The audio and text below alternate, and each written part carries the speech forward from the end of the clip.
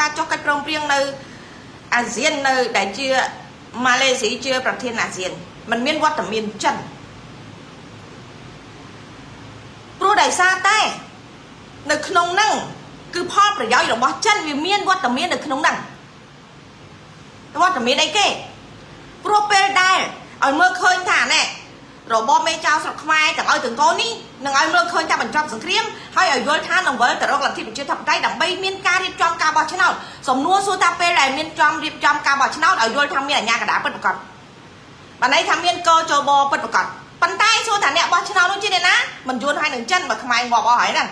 អញ្ចឹងទោះបីជាមានកចបគេអត់ប្រើកចបខ្លាញ់ខ្លាយទៀតទេគេឲ្យយល់ថាពិតជាអាជ្ញាកណ្ដាលពិតប្រាកដមែនប៉ុន្តែសួរថាអ្នកបោះឆ្នោតជាយួនចិនវាដែលបោះឆ្នោតទម្លាក់គ្រួសារតកូលហ៊ុនទេអាហ្នឹងផែនការដែលគេរៀបបន្តហ្នឹងឃើញទេអាហ្នឹងយុទ្ធសាស្ត្រហ្នឹងប៉ុន្តែខ្ញុំគិតថាសម្ដេចប្រហែលជាពិបាកបន្តិចនៅក្នុងការប្រើប្រាស់យុទ្ធសាស្ត្រហ្នឹងដូចខ្ញុំប្រាប់អញ្ចឹងភាពជោគជ័យនៃអំពើអាក្រក់វាមិនអាចបានពីដំណរទេសម័យឪអាចជោគជ័យតែសម័យកូនប្រហែលជាពិបាកបន្តិចហេតុអី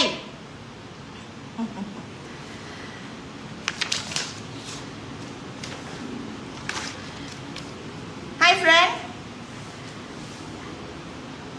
Hello friend Korean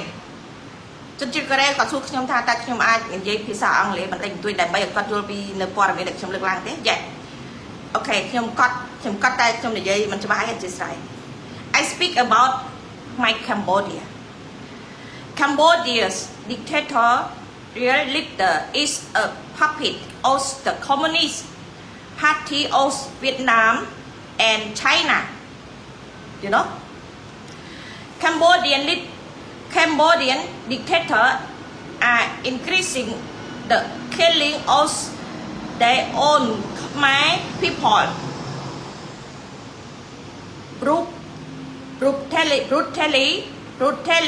brutally all time everywhere មេដឹកនាំផ្ដាច់ការកម្ពុជាកំពុងបង្កើនការសម្លាប់ប្រជាជនខ្មែររបស់ខ្លួនយ៉ាងឃោរឃៅនិងប្រៃផ្សៃគ្រប់ពេលវេលាគ្រប់ទីកន្លែង You understand? I'm sorry I can speak English a little bit. I thank you so much for all friends around the world. Yes, I speak about my Cambodia. People in Cambodia need kill everywhere, every day, every time.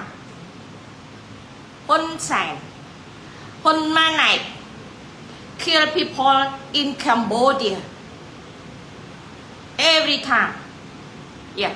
this I speak about my Cambodia.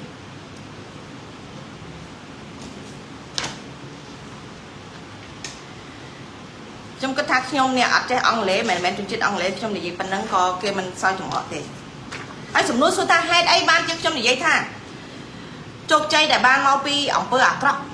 វាមិនអាចបានដល់តែពីដំណរប៉ុន្តែថាពេលសម័យហ៊ុនសែនធ្វើបានដល់40ឆ្នាំជាងប៉ុន្តែហេតុអីបានជាខ្ញុំនិយាយថាហ៊ុនមិនអាចរក្សាអំណាចបានដល់ដោយផែនការជោគជ័យដោយសម័យហ៊ុនសែនអូខេអំណាចប្រទេសមួយប្រសិនបើមនុស្សម្នាក់ឬក៏គ្រួសារមួយ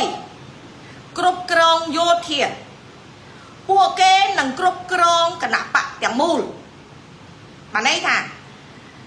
គ្រប់គ្រងយោធាគ្រប់គ្រងគណៈបកទាំងមូលបានន័យថាប្រទេសនឹងមានគណៈបកតែមួយហើយគណៈបកតែមួយនោះនឹងក្លាយទៅជាគណៈបករបស់គ្រួសារដោយតែខ្ញុំធ្លាប់លើកន្លងមកដូច្នេះការដកបុគ្គលនោះឬក៏គ្រួសារនោះគឺស្មើនឹងរំលាយបកគុំមួយនេះនោះហើយយល់ទេបានន័យថាសំណួរសួរថាតើប្រទេសកម្ពុជាដែលបង្កនៅការកាប់សម្លាប់យ៉ាងប្រៃផ្សៃទៅលើប្រជាជនកម្ពុជា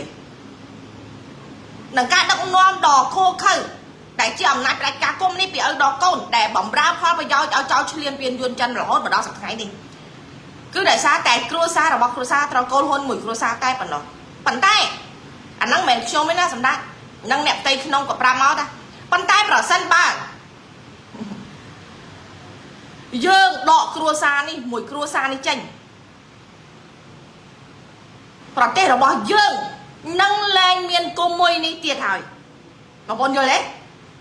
trong mẹ ná để ai đọ cua môi cua đi chanh ban nhóm no mình miền từ mặt là việc đây nhóm anh nắng tôi đã xua nè được bài sầm đai hay anh nắng tục oi nè được bài sầm đai quan nè sầm đai tục oi nè đại chia cảnh chuồng để trâu cho nâng bò bánh như nè bộ bông cho nâng bò bánh sắt cảnh chuồng còn tay cảnh chuồng bộ quát nâng trâu đọ cua xa môi ninh chanh đau là biệp nát tôi tại xua trong cảnh chuồng húa cana rồi bò công đi prao cho để xa bò bánh cảnh chuồng này đấy chẳng cảnh chuông mình đây tha một trai nơi cao ca động nóm rồi bó cửa xa sầm đạch đôi chân này penny sầm đạch bò bánh cảnh chuông đôi chân này cảnh chuông nâng sầm át cửa xa sầm đạch đôi rồi biếm ná cứ nhôm mình đặt đây chẳng mà nhôm sẽ mau bánh hả ở bay cướp giang cứ mau pi ẩm nát một cửa xa ca na ẩm nát là đo cầm rất nguy kể hai thằng ẩm nát tổng óc khai thì chịu ẩm nát còn đa cái nào nay cầm đá bàn đây thà thủ xả anh hay trắng cướp chuông từng ó cứ chia sẻ trái hai cái đôi chân này vì nghe được nông cá kia với chọp bạn này anh đang cứ nghe xuôi được nông cao với chọp rồi có sầm đôi chân này chồng chun po ai cruza sầm đạch miên số wat tập hiệp bị penny to tên số mọi miên số wat tập hiệp một đôi rồi chun po ai sầm đạch là cruza sầm đạch miên này dụ mơn chứ nằm cũng chưa nhớ mà hai thì trong dây chân thật trong nó con po mà nó sự kia đây ôi bọn ơi mà lưng hộ là tận hai một rụng trong bàn họ nè mày nè hai cana ổng nát rồi mô đông nơi thành đá bàn này cả cruza rồi bọc luôn cứ cruza rồi bọc hôn sai đi cứ chị ổng nát chẳng môn hay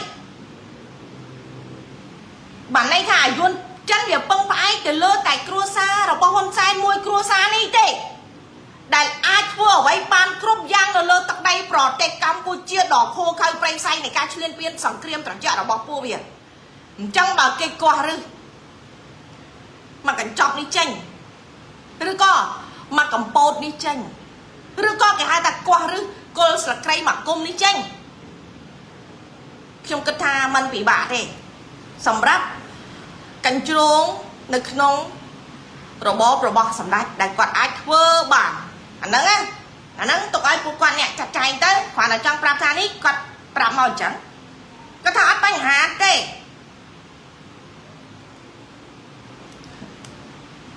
công miên ảo cả muôi rồi bó phụ quan tê quạt đẹp trắng á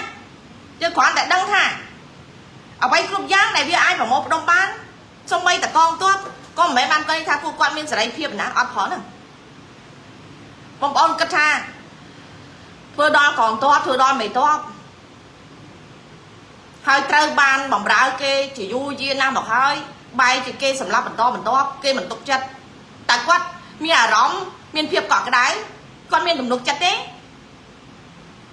bạn ấy tha tụi bay giang na quát không smart rong và bạn nát của quan nơi thái chưa cảnh chuông này trâu kê bò banh đôi tạc khné này chẳng sầm đách trâu chuột nâng cảnh chuông đỏ tràn sầm đách chia sắt cho chiều bông rồi bỏ á cho tay cho rồi bỏ cơm sầm đách nên khi tách nè sầm đách đang cho bán na thà bông cảnh chuông rồi bỏ sầm đách đây chỉnh trong cả lò máu cứ với tràn nó đèn hỏi cana sầm đách đo vẹn bỏ banh cảnh chuông chẳng cảnh chuông từ ngon luôn đừngរួមsao mình kia khné sầm á tại nè na môi cảnh chọp nâng tay và nói ai chuyên po ơi miên chơ chay na sầm đách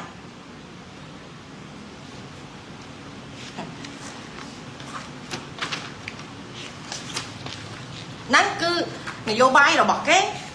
được trong pram chăng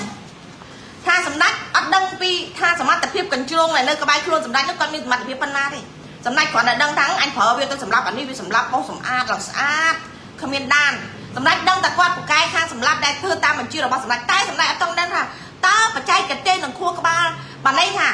អាវុធសំខាន់របស់គាត់គឺខួរក្បាលរបស់ខាងជ្រុងនៅក្បែរខ្លួនសម្ដេចទាំងអស់ហ្នឹងណាគាត់ពូកែខ្លាំងជាងសម្ដេចប្រមាណ100ដងទេសម្ដេចអត់ដឹងទេហើយមួយទៀតយើងមើលពាក់ព័ន្ធជាមួយនៅក្នុងករណីឲ្យមើលឃើញថាថៅកែផ្សារទំនើបនៅខេត្តបាត់ដំបងដែលគាត់ត្រូវបានភ្លើងឆេះណាកាលពីប្រហែលថ្ងៃមកនេះគាត់បានចេញប្រកាសផ្សព្វផ្សាយតាមព័ត៌មានឲ្យមើលឃើញថាក្នុងនាមគាត់ជាថៅកែផ្សារទំនើបដ៏ធំនៅខេត្តបាត់ដំបងគាត់ថាខាតបាត់បង់លុយរាប់លានដុល្លារគាត់មិនស្ដាយទេដែលអ្វីដែលគាត់សោកស្ដាយគឺអាណិតដល់បុគ្គលិកនៃផ្សារទំនើបដែលពួកគាត់ត្រូវអត់មានចំណូលអត់មានការងារធ្វើបាត់បង់ប្រភពចំណូលដែលគាត់អាណិតអរគុណលោកថៅកែដែលមានចិត្តមេត្តាណាអរគុណលោកថៅកែខ្ញុំសូមអរគុណទុកជាមុនចំពោះការអាណិតរបស់លោកដូច្នេះបងប្អូនត្រូវយល់ឃើញទេថៅកែផ្សារទំនើបណាផ្សារទំនើបហេងឆៃលីឈ្មោះហេងឆៃលីឈ្មោះខ្មែរអ្ហ៎មើលជួយប្រាប់ខ្ញុំតិចមើលហេងឆៃលីហ្នឹងគឺជាតកូលរបស់គ្រួសារខ្មែរអ្ហ៎មែនទេតែយ៉ាងណាខ្ញុំអរគុណអញ្ចឹងបានន័យថាបងប្អូនត្រូវដឹងណាឃើញទេគាត់បង្កើតផ្សារទំនើបដ៏ធំនៅក្រុងបាត់ដំបងដោយសារអីដោយសារគាត់អាណិតបុគ្គលិកបម្រើការងារនៅក្នុងផ្សារទំនើបទាំងអស់ហ្នឹងណាអញ្ចឹងមួយទៀតអាពងខៀវខ្សែដែលវាលុបទន្លេមុខ4ណាបង្កើតជាកោះនរានោះដោយសារអីដឹងទេដោយសារតែវាអាណិតបុគ្គលិកកម្មករដែលធ្វើការនៅកោះនរានោះឯងឃើញទេហើយដូចមួយទៀតដូចអាសុកគង់ឃើញទេដែលវាយកតំបន់កំសាន្តថ្លៃរបស់ខ្មែរទូទាំងប្រទេសមិនថាភ្នំបូកគោមិនថាឆ្នេរសុខាមិនថានៅតាណាទេដែលជាកន្លែងថ្លៃនោះដោយសារអីហ្នឹងទេដោយសារតែវាអាណិតបុគ្គលិកកម្មករដែលជាខ្មែរធ្វើការនៅក្នុងហ្នឹងឃើញទេបងប្អូនឃើញអត់ឃើញគេចិត្តបានណាឃើញទេហ្នឹងទឹកចិត្តរបស់ចិនណារបស់យួនណាដែលមកធ្វើពាណិជ្ជកម្មយកដីខ្មែរយករ៉ែខ្មែរយកអំណាចខ្មែរយកសេដ្ឋកិច្ចខ្មែរទាំងអស់ហ្នឹងដោយសារអីកុំបន្ទោសពួកគាត់ព្រោះគាត់អាណិតដល់បុគ្គលិកកម្មករដែលធ្វើការនៅកន្លែងទាំងអស់ហ្នឹងមែនទេលោកប្រធានសាហេងឆៃលីនិទានរឿងបានល្អយេត្រូវអញ្ចឹងបងប្អូនត្រូវដឹងហើយឃើញទេដឹងអំពីទំហំនៃចិនយួនដែលធ្វើដែលមករស់នៅលើប្រទេសកម្ពុជាដែលខ្លាចជាថៅកែនេះបានន័យថាទោះបីជាឆេះប៉ុណ្ណឹងក៏គាត់អត់ស្ដាយដែរអញ្ចឹងបងប្អូនដឹងហើយក្នុងនាមយើងជាប្រជាពលរដ្ឋខ្មែរចុះបងប្អូនជាបុគ្គលិកទាំងអស់នោះស្ដាយទេលុយគេរាប់លានគេមិនស្ដាយផងហើយយើងត្រឹមតែជាបុគ្គលិកស៊ីប្រាក់ខែមិនគ្រប់ផងណាហើយយើងស្ដាយដែរឃើញទេដូច្នេះបានន័យថាគាត់លើកទឹកចិត្តឲ្យយើងមានសិទ្ធិក្នុងការជ្រើសរើសឲ្យតែយើងជាខ្មែរដែលជាបុគ្គលិកហ្នឹងណាមានសេចក្តីសុខក៏គាត់មានសេចក្តីសុខដែរអញ្ចឹងសរុបមកវិញឧទាហរណ៍ណាដូច្នេះបានន័យថាតកាយធំដែលគ្រប់គ្រងអាជីវកម្មនៅប្រទេសកម្ពុជាទីផ្សារនៅកម្ពុជាទាំងអស់នេះណាគឺគាត់សិតតែមានបេះដូងល្អដូចជាលោកថៅកែផ្សារហេងឆៃលីដែលឆេះនៅបាត់ដំបងនេះហើយគាត់អត់ស្ដាយទេឆេះទៅតែគ្រាន់អាណិតបុគ្គលិកអញ្ចឹងឥឡូវយើងគិតអញ្ចេះបើគាត់មានទឹកចិត្តអាណិតទាំងអស់នោះយើងហុយទូទាំងប្រទេសទៅកន្លែងធំទាំងអស់នោះហុយទៅបានន័យថាតកាយទាំងអស់នោះគាត់អត់សោកស្ដាយទេអញ្ចឹងបងប្អូនសោកស្ដាយចុះសោកស្ដាយធ្វើអីបើយើងហុយវាហើយយើងសម្អាតវាហើយយើងនឹងបានប្រទេសដែលឯករាជ្យណាឃើញទេពេលដែលយើងបានប្រទេសឯករាជ្យយើងដឹកនាំប្រទេសមានមេដឹកនាំបេះដូងល្អបងប្អូនទាំងអស់គ្នានឹងយ៉ាងអន់មានប្រាក់ចំណូលប្រាក់ខែមួយខែយ៉ាងតិច$1000ទេអញ្ចឹងបងប្អូនសុខចិត្តធ្វើការជាកាជះគេខ្លួនឯងជាម្ចាស់ទឹកម្ចាស់ដីហើយគេជាចៅឆ្លៀនពៀនគេយករ៉ែយកព្រៃឈើយកសេដ្ឋកិច្ចយកអាជីវកម្មយកទីផ្សាររបស់យើងហើយគេមកបង្កើតជារោងចក្រមកជាទីផ្សារកន្លែងទំនើបហើយយកឲ្យយើងទៅធ្វើកាជះរបស់វាមិនធម្មតាទេមុននឹងបានចូលធ្វើការកន្លែងវាទៀត វាត្រូវឲ្យយើងតើមានសមត្ថភាពសមធ្វើឆ្កែបម្រើវាអត់ធ្វើកាជះវាអត់ធ្វើកម្មករវាអត់ទាំងដែលយើងជាម្ចាស់ប្រទេសវាជាចោលឆ្លៀនពៀនទេអញ្ចឹងបងប្អូនជ្រើសរើសយកមួយណាចុះមួយទៀតដល់ខ្ញុំ5នាក់ចុះបើសិនជាបេះដូងរបស់ថៅកែគាត់មានបេះដូងល្អអញ្ចឹងហើយយើងចាំការទៀតណាហើយទៅដើម្បីឲ្យវាស្មើភាពគ្នាហើយទូទាំងប្រទេសទៅក្រុមហ៊ុនធំអីហ្នឹងណាឃើញតកែគាត់ចេះល្អគាត់ថាឆេះតម្លៃរាប់លានក៏ដោយក៏គាត់អត់ស្ដាយដែរគាត់ស្ដាយតែកម្លាំងស្ដាយតែបាត់បង់ចំណូលរបស់បុគ្គលិកចូលបើសិនជាបងប្អូនជាបុគ្គលិកគឺជាខ្មែរតាបងប្អូនគាត់ថាចង់ធ្វើកាជះរបស់សត្រូវមួយជីវិតមែនស៊ីមិនគ្រប់មែនបងមិនគ្រប់មែនចុះបើយើងសម្អាតហើយប្រទេសយើងនឹងឯករាជ្យប្រទេសមានការដឹកនាំល្អប្រទេសរបស់យើងគាត់គង់នៅទីផ្សាររបស់ខ្លួនឯងដើម្បីចិញ្ចឹមប្រជាជនខ្លួនឯងទូទាំងប្រទេសយើងញ៉ាំអាហារដែលមានវីតាមីនញ៉ាំអាហារដែលធម្មជាតិមិនមានសារធាតុគីមីមិនមានសារធាតុពុលមិនមានការគំរាមកំហែងមិនភ័យអំពីការរស់នៅការដកដង្ហើមការផឹកការដេកការដើរចុះយើងយកមួយណាឬក៏ដេករំពឹងយកត្រឹមតែធ្វើឆ្កែបំរើរបស់គេទាំងតែគេជាចោលឆ្លៀនពៀនទេហើយគេនិយាយទៀតឃើញទេឆែកតម្លៃរាប់លានផងគេមិនទាំងស្ដាយទេអស់ប៉ុណ្ណឹងលានគេមិនស្ដាយផងហ្នឹងហើយចូលបងប្អូនគ្រាន់តែស៊ីប្រាក់ខែគេមកគេណាស៊ីមិនគ្រប់ផងហើយបងប្អូនទៅស្ដាយជំនួសគេអត់ហើយយើងហ្នឹងក៏កំសោយម្ល៉េះមែនទេលោកប្រធានផ្សារអញ្ចឹងបងប្អូនដឹងហើយដឹងអំពីទំហំទឹកចិត្តរបស់លោកថៅកែដែលជាយួនចិននៅប្រទេសកម្ពុជាហើយគាត់អត់ស្ដាយលុយរបស់គាត់ដែលសាងសង់ទាំងអស់ហ្នឹងទេអ្វីដែលគាត់ស្ដាយខ្លាចតែអ្នកទាំងអស់គ្នាបាត់បង់ការងារទេអញ្ចឹងបងប្អូនខ្លាចបាត់បង់ទេចុះបើរាល់ថ្ងៃហ្នឹងទីផ្សារសេដ្ឋកិច្ចអត់មានផងចុះបើសិនជាអត់ពួកវាហ្នឹងយើងស្ដាប់ប្រទេសឡើងវិញយើងមានការងារបោហូហៀទីផ្សារពាណិជ្ជកម្មយើងជាខ្មែរម្ចាស់ប្រទេសយើងទទួលបានណែទំនិញទាំងអស់ដែលយើងផលិតនៅក្នុងស្រុកយើងអាចដឹកជញ្ជូនទៅលក់នៅលើទីផ្សារអន្តរជាតិឈ្មោះជាខ្មែរទាំងបានទាំងលុយចំណូលខ្ពស់បានទាំងជីវភាពល្អបានទាំងកិត្តិយសបានទាំងសេរីភាពណាมันមានបំណុលមានផ្ទះមានសំបែងមានដីមានធ្លីមានឡានមានម៉ូតូអ្វីដែលយើងអាចតម្រូវការយើងប្រើបានទាំងអស់ចុះយកមួយណាឥឡូវការរស់នៅសប្តាហ៍ថ្ងៃដែលគេឲ្យយល់ថាអូអ្នកគេគិតពីកម្មករហើយមួយទៀតសួរមើលថាពេលដែលលោកប្រធានផ្សារហេងឆៃលីគាត់និយាយបែបនេះតើ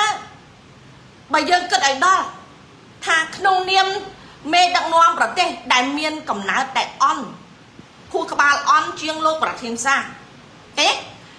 លោកប្រធានផ្សារបុគ្គលិកយ៉ាងច្រើនថា100នាក់ទៅចុះ100 200នាក់ទៅចុះណាគាត់គិតអំពីការបាត់បង់ខ្លាចបាត់បង់ចំណូលរបស់បុគ្គលិកកម្មករអញ្ចឹងបានន័យថាគាត់មើលងាយសម្ដេចបានន័យថាសម្ដេចអសមត្ថភាពបើគ្មានគាត់បើកផ្សារទេកូនខ្មែរនៅខេត្តបាត់ដំបងប៉ុនប្រមាណ100នាក់ហ្នឹងគាត់អត់មានការងារធ្វើទេតាមសមត្ថភាពរបស់មេដឹកនាំខ្មែរបានន័យថាគឺថោកគឺអន់ឃើញទេកុំបានគាត់បើកផ្សារទំនើប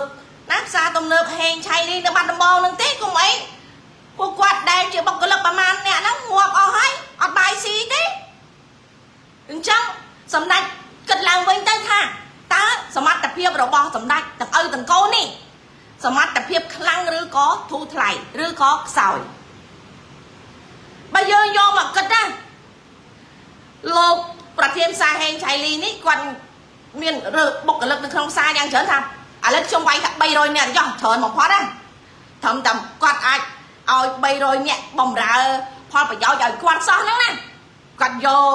ឲ្យយល់ថាគាត់មានគុណសម្បត្តិយកខ្មែរធ្វើខែលការពីអាហ្នឹងដូចខ្ញុំនិយាយរឿងម៉ុងរទ្ធីអញ្ចឹងណាមានចាំទេប៉ុន្តែបើនិយាយទៅគាត់និយាយត្រូវអញ្ចឹងសម្ដេចគួរគិតទៅសម្ដេចទៅរកកំហុសអ្នកដែលនិយាយការពិតអាមិនកើតមើលទៅបើតកែផ្សារហេងឆៃលីគាត់និយាយថានេះគាត់អាណិតបុគ្គលិករបស់គាត់ដែលប្រមាណអ្នកហ្នឹងណាបើពេលអត់ផ្សារហ្នឹងទៅអត់មានការងារធ្វើនេះតួនាទីរបស់អ្នកណាអ្នកដែលត្រូវរកការងារឲ្យប្រជាពលរដ្ឋខ្មែរធ្វើណាតួនាទីរបស់លោកប្រធានផ្សារហេងឆៃលី មើលអញ្ចឹងមកន័យថាលោកប្រធានសាហេងឆៃលីជានាយករដ្ឋមន្ត្រីជាមេដឹកនាំបានជាគាត់ត្រូវចេញមុខថាគុំបានគាត់ទេណាបើតាមអាមេដឹកនាំអត់កំណើតនោះណាវាមិនដែលខ្វល់អំពីការអត់ការងារធ្វើរបស់បុគ្គលិកកម្មករនោះទេគុំបានគាត់បើកផ្សារទំនើបហេងឆៃលីនោះទេណែបានខ្មែរនោះគាត់មានការងារធ្វើណានេះអានេះខ្ញុំឧទាហរណ៍ណាណាច់គិតមើលខ្ញុំគិតថាដូចជាខ្ញុំគិតអញ្ចឹងទៅប្រហែលជាត្រូវតិចតិចដែរណាត្រូវអត់មកទៅ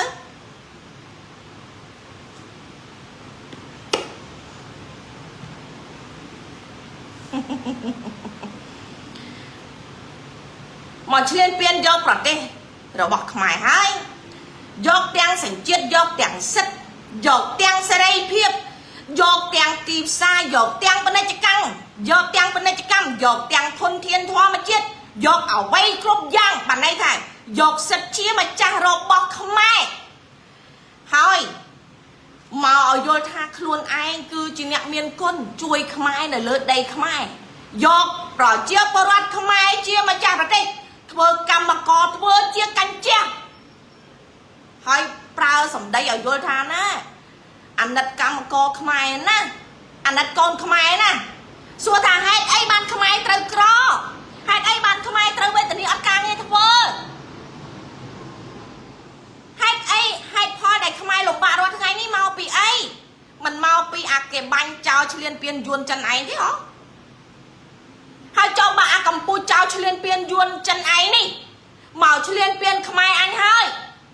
យកសិទ្ធិជាម្ចាស់ប្រទេសគ្រប់យ៉ាងរបស់ខ្មែរអញហើយមកនិយាយថាឯងអរគុណអាណិតកូនខ្មែរអញណាដែលជាអ្នកធ្វើជាបានបំរើជាកញ្ចក់ជាបុគ្គលិករបស់ពួកអាហែងណាឯងគិតថាខ្មែរអញហ្នឹងគឺខ្សោយខ្លាំងណាស់អញ្ចឹងដូច្នេះឯងត្រូវដឹងមួយទៀតអាចោលឆ្លៀនពៀនយួនចឹងឯងត្រូវដឹងមួយទៀតអញ្ចឹងមិនទាន់ចប់ទេដរាបណាពួកឯងមិនចាញ់ពីកម្ពុជាមិនមែនត្រឹមតែផ្សារហេងឆៃលីនោះមួយទេអ្វីដែលពាក្យថាចិនយួននៅលើដីខ្មែរឯងនឹងជួបជាមួយនឹងព្រះអាគីមិនទាន់ចប់ទេចប់លុះត្រាតែពួកអាដែងវិច្ចបបាច់ចេញពីទឹកដីប្រទេសកម្ពុជាឲ្យលឿនមកផុតបើពួកអាចោលឆ្លៀនពៀនយួនចិនឯងមិនចេញពីកម្ពុជាទេហើយកុំសង្ឃឹមថាប៉ុណ្ណឹងចប់ឲ្យសោះនេះគ្រាន់តែជាការចាប់ផ្ដើមតែប៉ុណ្ណោះកុំជឿលក្ខណៈណាកុំជឿខ្ញុំអញ្ចឹងចាំមើលសិនទៅប៉ុន្តែខ្លាចគីឡូអត់មានឱកាសមើលទេដរាបណាអ្នកឯងនៅតែមានវត្តមាននៅលើទឹកដីខ្មែរអ្នកឯងកុំភ្លេចអ្នកឯងគឺជាសត្រូវរបស់ខ្មែរអញ្ចឹងលុះត្រាតែ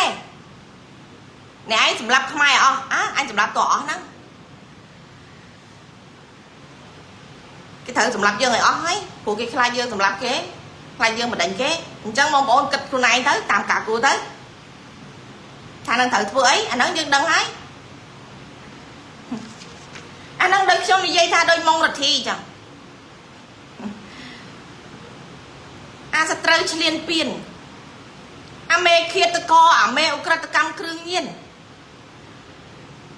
ការដែលមានឲ្យមើលឃើញថានេះមានក្មេងបាញ់បោះកាប់ចាក់ក្មេងទំនើងជក់ម៉ាជក់គ្រឿងញៀនទាំងអស់នេះអាហ្នឹងបើយើងយកមនុស្សទូទាំងប្រទេសដែលគេត្រូវចាប់ដាក់គុកនេះសរុបគ្នាមិនទាន់ស្មើនឹងកំហុសរបស់អាម៉ុងរទ្ធីមួយទេបើសិនជាគ្មានអាមេគ្រឿងញៀននេះតើគ្រឿងញៀនទាំងអស់ហ្នឹងវាទៅដល់យុវជនយុវតីខ្មែរដែលបង្កទៅជារឿងអាក្រក់នៅក្នុងសង្គម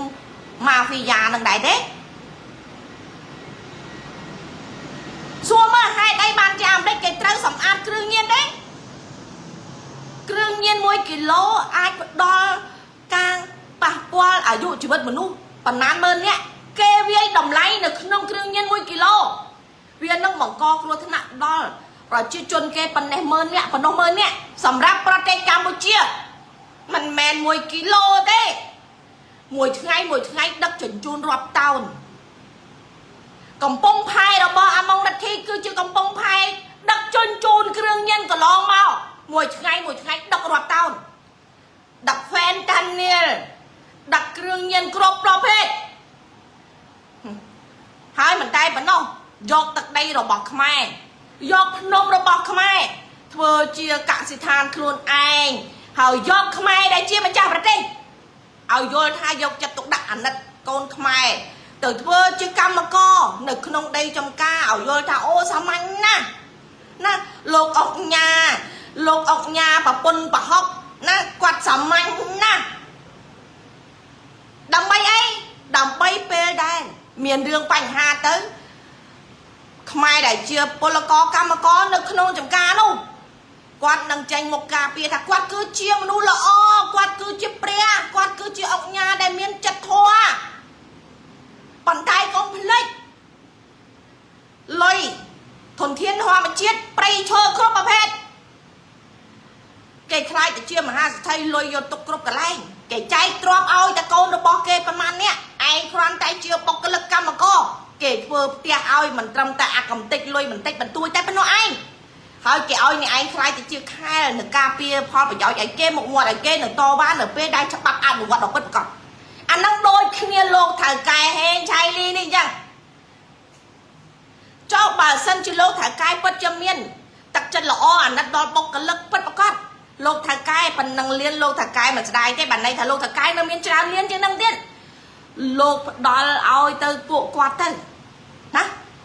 ដល់ហើយពួកគាត់ដែលជាបុគ្គលិកកម្មកររបស់លោកថៅកែទៅនេះខ្ញុំលុយនៅសល់ច្រើនអញ្ចឹងខ្ញុំចែកឲ្យអ្នកទាំងអស់គ្នាណែប៉ុណ្ណេះម្នាក់2000ម្នាក់2000ណាលោកថៅកែខ្ញុំធានាថាវាមិនអស់1លាន2លានដុល្លារទេព្រោះឆេះប៉ុណ្ណេះលានលោកថៅកែមិនស្ដាយផងហ្នឹងអញ្ចឹងបើលោកពិតជាស្រឡាញ់គាត់មែនលោកបរិច្ចាគឲ្យគាត់ទៅឲ្យគាត់តម្រាំតែគាត់មានការងារណាផ្សេងបានធ្វើអញ្ចឹងលុយហ្នឹងគាត់អាចកាត់គង់គាត់គង់គ្រួសារគាត់អាចបង់ធនាគារបានសិនហើយមែនទេ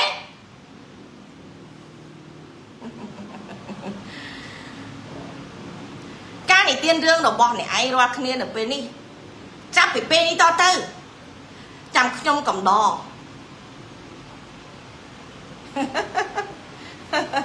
អូយអាណិតខ្មែរអាណិតកម្មករអាណិតបុគ្គលិកខ្មែរណា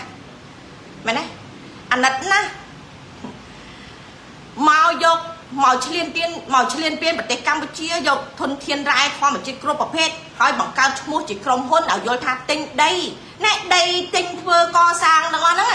សិតតែជាការទិញស្របច្បាប់មិនបានឈ្លានពានទេចុះយកឬគល់វាមកគិតមើលថាលុយដែលយកមកប្រើនៅលើដីខ្មែររាល់ថ្ងៃដែលឲ្យយល់ថាអូអ្នកក្រុមហ៊ុននេះមកវិនិយោគទុនណែមកទិញដីបង្កើតជាក្រុមហ៊ុនបង្កើតជារោងចក្របង្កើតជាទីផ្សារបង្កើតជាតំបន់ទំនើប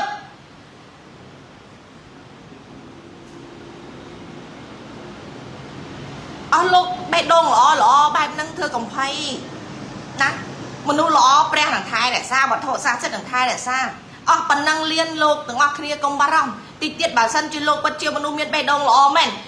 អស់ប៉ុណ្ណេះលៀនលោកនឹងអាចរកបានលើសនឹង100ដង1000ដងកុំបារម្ភប៉ុន្តែបើលោកជាមនុស្សដែលគេហៅថាសត្រូវឈ្លានពានជាចោរឈ្លានពានហើយមកយកខ្មែរធ្វើជាឧបករណ៍ឈ្នន់ខែហើយយល់ថាខ្លួនឯងគឺជាមនុស្សល្អព្រះណាសុចរិតតែចាំណាព្រះគឺសុចរិតអញ្ចឹងកាលណាបានន័យថាអ្នកឯងកំពុងតែវិនិច្ឆ័យម្ដងបន្តិចហើយបានន័យថាព្រះកំពុងតែដាក់ទណ្ឌកម្មអ្នកឯងអញ្ចឹងអ្នកឯងនឹងបន្តថែមទទួលទណ្ឌកម្មបន្តអ្នកឯងចាំទុកផងពួកអាក្រក់ដោយពួកអ្នកឯងនេះអត់ជឿលើសាសនាណាទេបងប្អូនត្រូវចាំណាពួកមនុស្សអាក្រក់ដោយពួកវានេះណាដូចជាអាឆ្កែបំរើយួនចិននេះណាវាអត់ដែលជឿជាក់លើសាសនាណាមួយទេត្បិតតែឲ្យមើលឃើញថាអូវាគោរពសាសនាព្រះពុទ្ធធ្វើបន់ទានធ្វើកឋិនណាធ្វើកឋិនធ្វើបន់ដាក់បាតគ្រប់សពបែបយ៉ាងឲ្យមើលថាវាពិតជាគោរពនៅព្រះពុទ្ធសាសនាគោរពអីណាអានេះគ្រាន់តែវាសំដែងបើវាពិតជាមានការគោរពនៅសាសនាណាមួយមិនថាសាសនាអ៊ីស្លាមមិនថាសាសនាព្រះពុទ្ធមិនថាសាសនាព្រះយេស៊ូវវាដឹងថាការសម្លាប់មនុស្សនេះណាគឺជាអំពើបាបធ្ងន់ធ្ងរណាស់អញ្ចឹងវាមិនសម្លាប់ទេ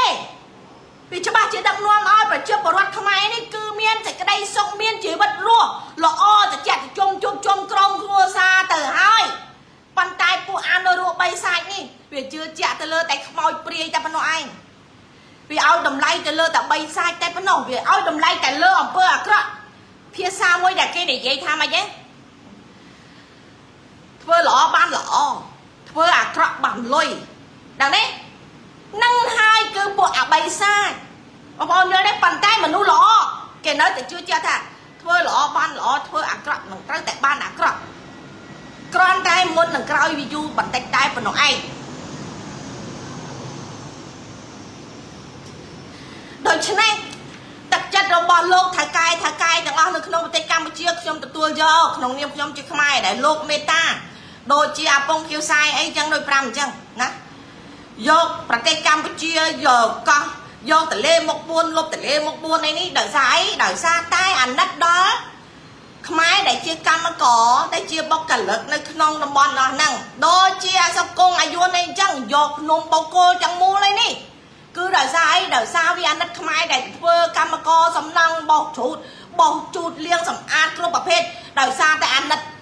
bọc cả lực cam mà có không ai năng ai bàn vì dột năng trong bông bón công ăn chất về đại ai vô này chân về mau vào tay Campuchia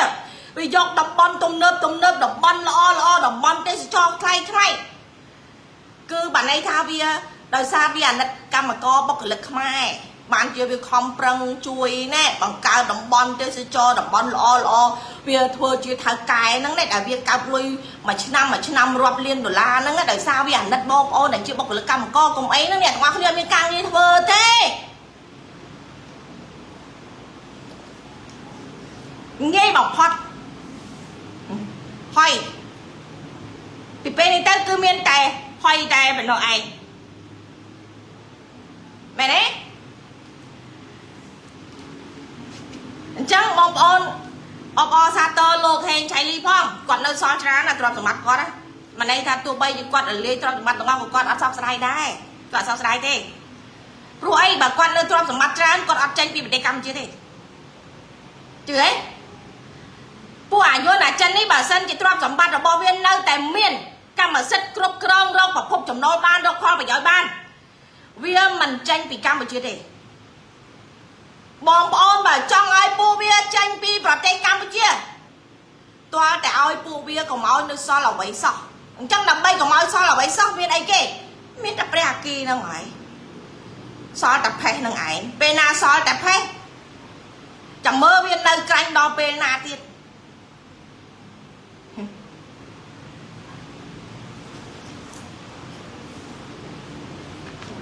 hãy để prep nè pe khẳng mốc pe đây kể chích cua xa mùi cua xa để cướp krong ẩm nạch mà bà tên đi bàn hơi chẳng mơ nè na nè ca bia bô bia tiết cô mà ní cầm chặt cô môi nè cầm lấy na cô môi ní cứ chuyện nè cầm chặt cô môi nè mình mấy là cái na ta cầm chặt thế cứ trò cho hơi nâng cảnh trông về trơ tay cái hai là trơ tay bỏ dốt khní ấy bên ní trò cho nâng cảnh trông về nâng nhầm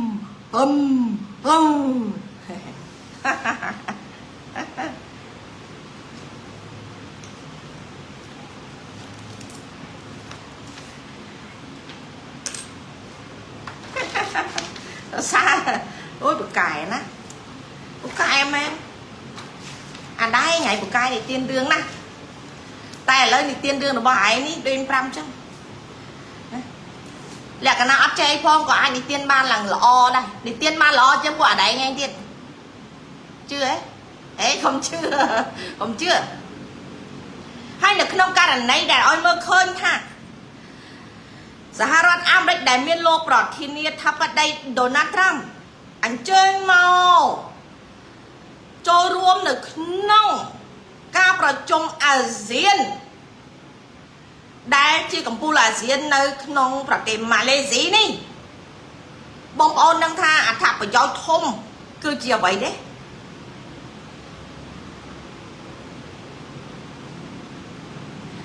nơi là gì đi nè cái lấy này chứ cô đai sầm khăn là nông ca đai Americ ai cướp krong là bon là gì bàn lòng với nhá គឺម៉ាឡេស៊ីហើយនឹងជប៉ុនចាផែនហើយនឹងម៉ាឡេស៊ីហេតុអីទេណាស់ដឹងតើសួរគេហីខ្ញុំមិនដឹងអូខេភូមិសាស្ត្រនយោបាយសកលបច្ចុប្បន្នតើភូមិសាស្ត្រនយោបាយសកលបច្ចុប្បន្ននេះវាកំពុងតែវិវត្តបែបណា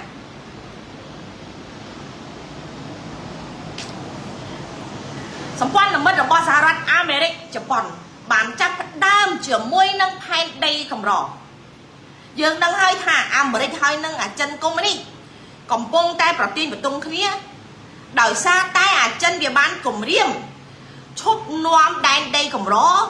ទៅលក់ឲ្យប្រទេសលោកខាងលិចនិងអាមេរិកហើយសួរថាផែនដីកម្រនេះវាមានអត្ថប្រយោជន៍ខ្លាំងប៉ុណ្ណាយេការផលិតនៅបច្ចេកវិទ្យាខ្លាំងទំនើបឬក៏អាវុធទំនើបខ្លាំងគឺវាស្ថិតនៅលើផែនដីកម្រនេះឯងហើយដូចខ្ញុំប្រាប់អញ្ចឹងកន្លងមកផែនដីកម្រនៅលើពិភពលោកនេះត្រូវបានចិនគ្រប់គ្រងជាង 90% ដូច្នេះវាគិតថាអាមេរិក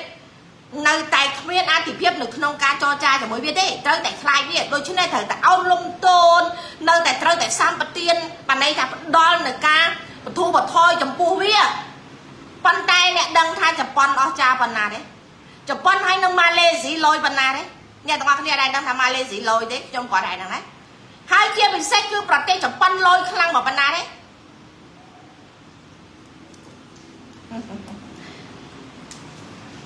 អូខេ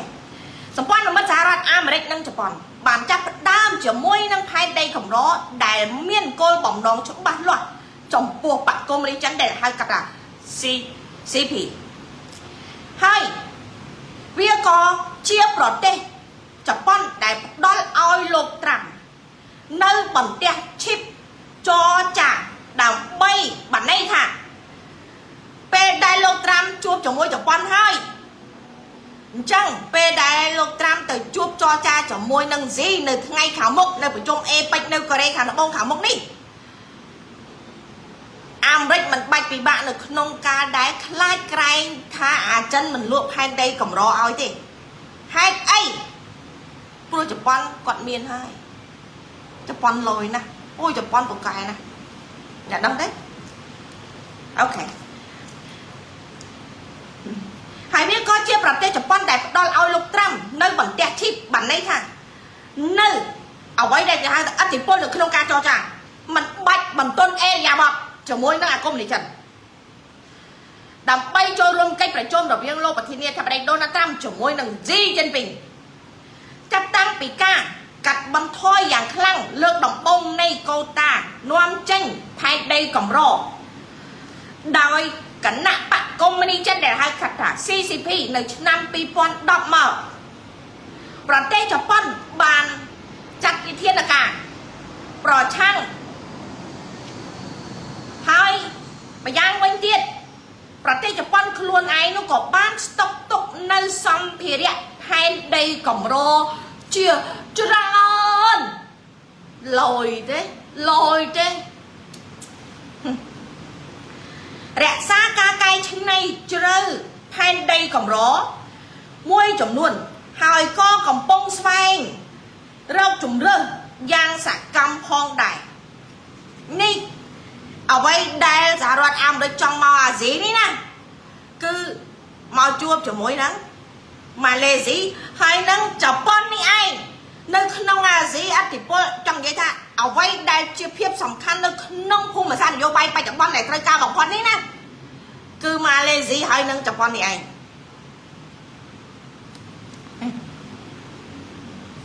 ដូច្នេះបើប្រៀបធៀបទៅនឹងប្រទេសអូស្ត្រាលី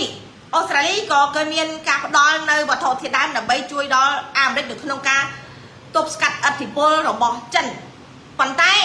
ប្រទេសអូស្ត្រាលីអត់មានអ្វីដែលប្រទេសជប៉ុនមានទេអត់មានអ្វីដែលប្រទេសម៉ាឡេស៊ីមានទេដូច្នេះមកប្រៀបធៀបទៅនឹងប្រទេសអូស្ត្រាលីដែលអាចផ្ដល់តែវត្ថុធាតុដើមប៉ុណ្ណោះសម្ព័ន្ធមិត្តជប៉ុនសហរដ្ឋអាមេរិកមានបច្ចេកទេសជាងនិងមានតម្លៃជាងក្នុងការប្រឆាំងនឹងការ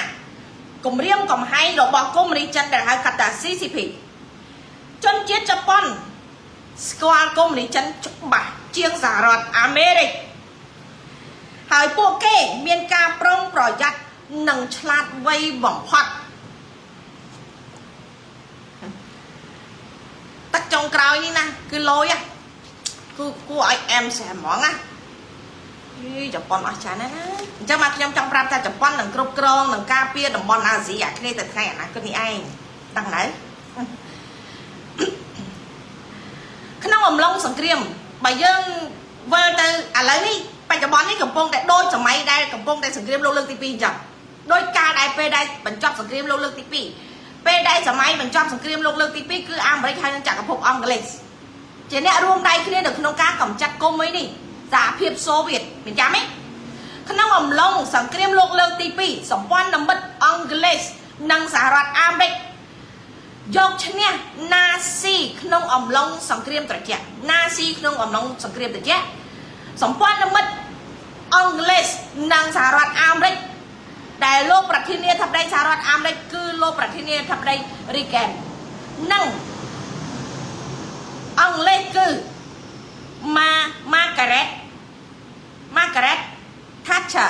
Margaret Thatcher មេដឹកនាំអង់គ្លេសនៅសម័យនោះឈ្មោះថា Margaret Thatcher ហើយមេដឹកនាំអាមេរិកនោះគឺលោក Reagan Ronald Reagan អញ្ចឹងទេឥឡូវនេះសហរដ្ឋអាមេរិកដែលមានលោកត្រាំនេះគឺប្រៀបដូចជាលោក Ronald Reagan ចំណែកជប៉ុនគឺស្មើនឹងអង់គ្លេសពីសម័យមុននោះឯងពីសម័យនោះទេអញ្ចឹងបានន័យថាអាមេរិកហើយនិងជប៉ុនរួមដៃគ្នាកំទេចកុម្មុយនីសដូចដែលអាមេរិកនិងអង់គ្លេសនៅសង្គ្រាមលោកលើកទី2ដែលបានកំទេចពួកណាស៊ីសហភាពសូវៀតពេលសង្គ្រាមលោកលើកទី2ដូចគ្នា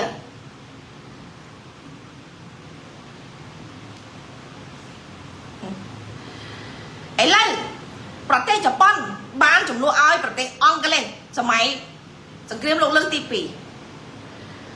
លោកស្រីនាយករដ្ឋមន្ត្រីសាន់នីតាខៃឈីគឺជាតំណាងឲ្យអង់គ្លេសដែលខ្លាំងនៅសម័យសង្គ្រាមលោកទី2សម្រាប់លោកប្រធានាធិបតីគឺបានន័យថាគឺតំណាងឲ្យលោក Reagan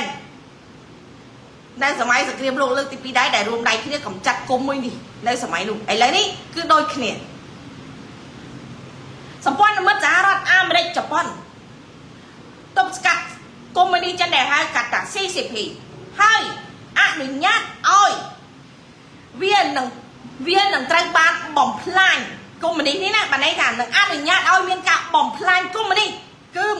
100% នេះគឺជាព្រឹត្តិការណ៍ដ៏អស្ចារ្យមួយនៅក្នុងភូមិសាស្ត្រនយោបាយសកលនាពេលបច្ចុប្បន្ននេះខ្ញុំគិតថាព័ត៌មាននេះប្រហែលជាពិបាកមានអ្នកទទួលបានមានព័ត៌មានគេមានខ្លះប៉ុន្តែបាននិយាយអំពីគេហៅថាគ្រប់ជ្រុងអញ្ចឹងប្រហែលជាពិបាកបន្តិចណាហើយខ្ញុំនិយាយថាហេតុអីបានជាខ្ញុំនិយាយថាម៉ាឡេស៊ីក៏មានចំណែកសំខាន់យើងដឹងហើយពីដើមមកម៉ាឡេស៊ីគឺចិនគ្រប់គ្រងប្រទេសម៉ាឡេស៊ីកន្លងមកគឺចូលឡូជាអ្នកគ្រប់គ្រងអំណាចនៅក្នុងប្រទេសម៉ាឡេស៊ីចូលឡូគឺជាប្រព័ន្ធរបស់សៀងហៃហ្គេងរបស់ក្រុមវាងជីសានរបស់មេងជឿនជូដែលគ្រប់គ្រងអធិបុលកងទ័ពអធិបុលអំណាចធំនៅក្នុងប្រទេសម៉ាឡេស៊ីកន្លងមកមានចាំទេគឺចូលឡូនេះឯងតែឥឡូវសួរថាមេដឹកនាំម៉ាឡេស៊ីពេលដែលមិនទាន់ប្រជុំអាស៊ានធម្មតាមេដឹកនាំម៉ាឡេស៊ីគាត់នៅតែជាអ្នកបម្រើនៅក្នុងកុម្មុយនីសចិនដែរប៉ុន្តែសួរថាឥឡូវនេះបែបណាគាត់ប្រែហើយនៅពេលដែលលោកប្រធានាធិបតីដូណាល់ត្រាំបានចុះយន្តហោះមកដល់ប្រទេសម៉ាឡេស៊ីហើយឲ្យមើលឃើញថាលោកមេដឹកនាំប្រទេសម៉ាឡេស៊ីប្រធានាធិបតីម៉ាឡេស៊ីគាត់បានជិះឡានជាមួយនឹងលោកប្រធានាធិបតីដូណាល់ត្រាំដែលធ្វើឲ្យពួកកុម្មុយនីសចិនវាឈឺចាប់ដឹងទេហើយមិនតែប៉ុណ្ណោះក្រុមពួកអាកុម្មុយនីសនៅក្នុងស្រុកខ្មែរក៏បានពួកអាសារព័ត៌មាននុយក្លេអ៊ែរនៅក្នុងស្រុកខ្មែរក៏បានលើកអំពីករណីខុសច្បាប់នេះច្បាប់នោះច្បាប់អន្តរជាតិដែលលោក មេដឹកនាំម៉ាឡេស៊ីដែលជាប្រធានអាស៊ានទៅជិះឡានជាមួយលោកប្រធានាធិបតីដូណាល់ត្រាំវាជាទង្វើខុសច្បាប់អន្តរជាតិ bla bla bla bla bla bla ព្រោះដោយសារអីព្រោះវាដឹងច្បាស់ថាសัญลักษณ์អត្តដែលធំជាងគេនៅក្នុងតំបន់អាស៊ីនេះណាគឺម៉ាឡេស៊ីហើយនឹងជប៉ុននេះឯងពីរនេះគឺជាសัญลักษณ์អត្តអាមេរិកដ៏ធំហេតុអីទេព្រោះវាមានអ្វីដែលកំពុងតែជាហៅថាការប្រណាំងប្រជែងនៅក្នុងប្រព័ន្ធជាមួយនឹងអាគមមួយនេះប្រទេសម៉ាឡេស៊ីមិនត្រឹមតែសម្បូរទៅដោយទុនបំរុងដីកម្រប៉ុណ្ណោះទេឃើញទេអ្វីដែលកំពុងតែប្រណាំងប្រជែងនៅជាសកលរាល់ថ្ងៃគឺផែនដីកម្រហើយនឹងការដែលបច្ចេកទេសនៅក្នុងការចម្រាញ់ផែនដីកម្រអាចិនវាមានមោទនភាពថាវាគឺជាអ្នកគ្រប់គ្រងផែនដីកម្រទូទាំងពិភពលោកជាង 90% ជាពិសេសវាមានជំនាញនៅក្នុងការចម្រាញ់ដែនដីកម្រប៉ុន្តែប្រទេសនៅលើពិភពលោកនេះអត់មានអ្នកណាចេះទេសូម្បីតែអាមេរិកក៏អត់ចេះដែរព្រោះដោយសារអីកាលណាផលិតចម្រាញ់យកអាផែនដីកម្រនេះវាត្រូវតែប៉ះពាល់ដល់បរិស្ថានធ្ងន់ធ្ងរអញ្ចឹងប្រទេសដែលមានសេរីភាពដែលគោរពសិទ្ធិមនុស្សគឺគេខ្វាយខ្វល់អំពីផលប៉ះពាល់នៃសុខភាពរបស់មនុស្សលោកប៉ុន្តែអាចិនកុម្មុយនីសវាអត់ខ្វល់អាណាទាំងអស់សំខាន់ណាស់បានប្រយោជន៍ប៉ុន្តែវាផ្លេចមួយទៀតថាជប៉ុនហើយនឹងម៉ាឡេស៊ីនេះគេចេះជំនាញនឹងរួចបាត់ទៅហើយជាពិសេសគឺជប៉ុនណាហេតុអីបានខ្ញុំជម្រាបចឹងអាមេរិកមិនទាន់បាត់បង់ធនធានរ៉ែទេប្រទេសអាមេរិកមាន52រដ្ឋបានន័យថាស្មើនឹងជាង50ប្រទេសចុះយើងសរុបមើលប្រទេសយើងមួយមានធនធានរ៉ែខ្លះចុះប្រទេសអាមេរិកដែលមាន52រដ្ឋតើធនធានធម្មជាតិរ៉ែរបស់អាមេរិកអន់ជាងស្រុកខ្មែរទេអន់ជាងចិនទេគ្រាន់តែគេមិនបំផ្លាញធនធានធម្មជាតិរបស់គេប៉ុន្តែបើកត្តាដែលត្រូវចាំបាច់ដើម្បីការពារសុវត្ថិភាពអាមេរិកគេនឹងត្រូវតែយកវាមកប្រើដើម្បីឲ្យមានប្រយោជន៍ដើម្បីការពារប្រទេសរបស់គេនិងពិភពលោកប៉ុន្តែអ្វីដែលខ្វះខាតគឺជំនាញនៅក្នុងការចម្រាញ់យករ៉ែកម្រនេះប៉ុន្តែឥឡូវនេះពេលមុនអាចិនវាក្អើតកតោវាគិតថាមានតែវាទេដែលអាចធ្វើបានជប៉ុនធ្វើបានម៉ាឡេស៊ីធ្វើបានហើយគេធ្វើបានយូរហើយទៀតផងហើយគេរក្សាទុកដោយមានសុវត្ថិភាពទៀតផងដូច្នេះពេលនេះកុម្មុយនីសត្រូវតែស្លាប់ទាំងសេដ្ឋកិច្ចស្លាប់ទាំងកុម្មុយនីសកំចាត់កុម្មុយនេះមិនមែនជារឿងធម្មតានោះទេអញ្ចឹងមកខ្ញុំជម្រាបមួយទៀតបើកាលណាចៅវាយនាយវាត្រូវដល់ដំណាក់កាលត្រូវដួលរលំចោះអាឆ្កែបំរើដែលកំពុងតែប្រើយុទ្ធសាស្ត្របបាញ់កញ្ជ្រោងដែលជាមនុស្សខំបំរើអំណាចរបស់ខ្លួនរយៈពេលជាង40ឆ្នាំហើយត្រូវសម្លាប់គេដើម្បីសម្អាតឲ្យយល់ថាប្រទេសនឹងវិលទៅរកលទ្ធិប្រជាធិបតេយ្យមានការបោះឆ្នោតត្រឹមត្រូវអត់មានចោលអត់មានឧក្រិដ្ឋកម្មគ្រឿងញៀនអត់មានឧក្រិដ្ឋកម្មផ្សេងអញ្ចឹងមិនត្រូវសម្លាប់កញ្ជ្រោងតើកញ្ជ្រោងទាំងអស់នោះគាត់ដេកឲ្យសម្លាប់ទេអូខេម៉ាឡេស៊ីមិនត្រឹមតែសម្បូរទៅដោយទុនបំរុងដីកម្រប៉ុណ្ណោះទេប៉ុន្តែថែមទាំងមានក្រុមហ៊ុនមួយគឺ DTEC MMC ដែលមានបច្ចេកវិទ្យាចម្រាញ់ផែនដីកម្រដែលអាចបំបែកផ្ដាច់មុខរបស់បកកុម្មុយនីសនៅបញ្ហាផែនដីកម្រនេះបានយ៉ាងមានប្រសិទ្ធភាពអ្នកឯងគិតថាត្រាំគាត់ខ្សោយស្មានតែ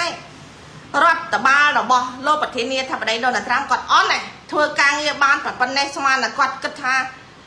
បើសិនជាគាត់អន់ណាបានន័យថាគាត់មិនអាចជាប់ឆ្នោតបានទេព្រោះដឹងហើយថាការនៅក្នុងការដែលបំផ្លាញនៃការបោះឆ្នោតនៅក្នុងសហរដ្ឋអាមេរិកដើម្បីកុំឲ្យលោកប្រធានាធិបតីដូណាល់ត្រាំបានជាប់ឆ្នោតនេះណាមិនមែនជារឿងលេងសើចមួយទេប៉ុន្តែបើវាអាចកម្ចាត់ត្រាំបានលោកត្រាំសូម្បីតែវត្តមានមកឈរឈ្មោះបោះឆ្នោតក៏គ្មានផងបានន័យថាវាសម្លាប់បានបាត់ទៅហើយមិនតែប៉ុណ្ណោះសូម្បីតែលោកប្រធានាធិបតីដូណាល់ត្រាំបានជាប់ឆ្នោតហើយពេលដែលគាត់ចេញវេទិកាវាប្រើឃាតករទៅសម្លាប់គាត់ nơi tại con mình slapគ្រប់រូបភាពផងអញ្ចឹងអ្នកឯងគិតថាមនុស្សដែលស្លាប់ហើយរស់វិញនេះណាគេមិនដោយឲ្យអ្នកឯងសម្លាប់ម្ដងទៀតទេបើនិយាយពាក្យសាមញ្ញមួយបើអ្នកឯងសម្លាប់គេស្លាប់ហ្នឹងអូខេអ្នកឯងរួចខ្លួនតែបើអ្នកឯងសម្លាប់គេហើយគេអត់ស្លាប់បើគេមានកម្លាំងអាហ្នឹងដូចតែរបបសម្ដេចពុកអញ្ចឹងឆ្នាំ2013របបសម្ដេចពុកប៊ីសនឹងស្លាប់ទៅហើយប៉ុន្តែពេលដែលបានរស់ឡើងវិញសាហាវជងមុនរាប់រយដងដូចតែគ្នាទេពេលដែលអ្នកឯងសម្លាប់គេគេអត់ស្លាប់តែគេមានកម្លាំងមកវិញអ្នកឯងត្រៀមទទួលអំណោយទៅព្រោះគេដឹងអំពីអបាយកលអំពីទង្វើអំពីសកម្មភាពអំពីផែនការយុទ្ធសាស្ត្ររបស់អ្នកឯងអស់រលីងហើយចុះបើខ្ញុំបកអ្នកឯងបានប៉ុណ្ណេះដែរខ្ញុំត្រឹមតែជាមនុស្សសាមញ្ញបំផុតជាមនុស្សដែលល្ងងបំផុតជាមនុស្សដែលខ្សោយបំផុតខ្ញុំអាចទទួលបានរបាយការណ៍ព័ត៌មានរបស់អ្នកឯងបានប៉ុណ្ណេះដែរអ្នកឯងគិតថាគេដែលគឺជាមហាអំណាចពោពេញទៅដោយធនធានមនុស្សធនធានសេដ្ឋកិច្ចធនធានបច្ចេកវិទ្យាទំនើបខ្លាំងៗអ្នកឯងគិតថាគេបណ្ដោយឲ្យអ្នកឯងធ្វើបានតទៅទៀតទេពួកអាចចកបន្លំធ្វើជាឆ្កែ